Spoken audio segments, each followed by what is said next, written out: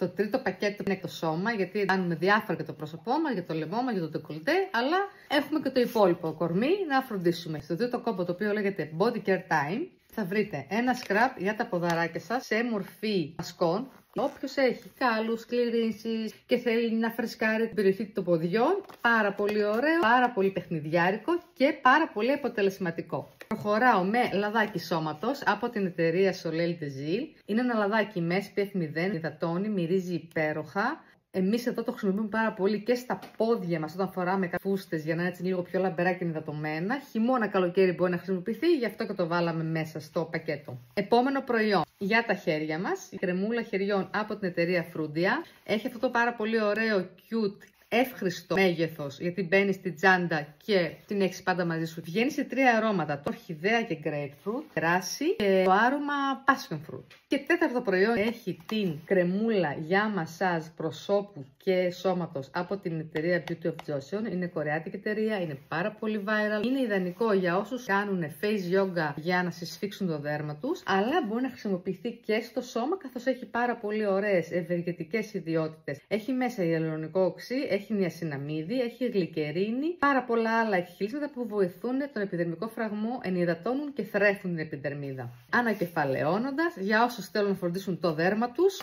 έχουμε 4 προϊόντα που αποτελούν το πακέτο Body Care Time. Ένα λεπτάκι λίγο, γιατί είναι και πολλά και πώς θα τα σηκώσω. Αυτά.